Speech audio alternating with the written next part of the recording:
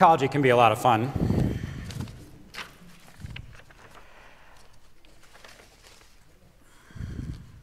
So the Anacreontic Society was named after the Greek poet Anacreon, and you can see how the song creates a kind of miniature Greek drama with the protagonist flanked by a chorus that affirms and comments upon what the protagonist says, in this case the club president and the membership.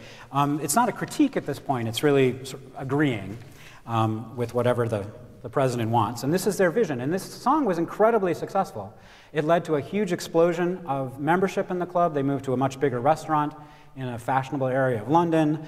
And the song became so popular that it actually escapes the bounds of the club meetings itself to become parodied in London theaters and in popular song, which is how the melody sort of escapes the club to become something that comes over to the United States.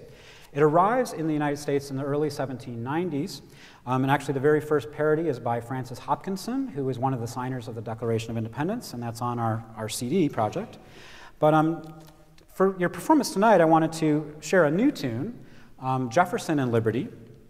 So what happens is that the tune becomes used for the broadside ballad tradition, where poets were responding to contemporary events. Their responses were in some ways conveying the news, but it was less the facts of what happened than the emotion and the feeling and the import of what those momentous events felt like to the citizens of the time. So news at this time didn't travel by internet or 24-hour cable news streams. It traveled by horseback. It traveled by boat.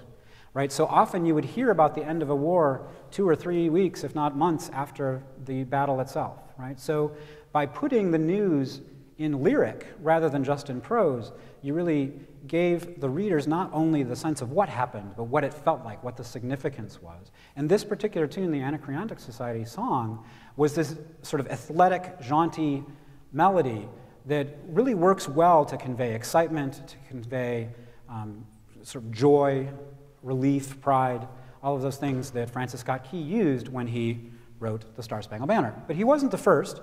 There were tunes from early partisan politics from 1793, both sort of pro-French Revolution and against the French Revolution. There were, maybe the best known tune was called Adams and Liberty, which is often called the very first presidential campaign song.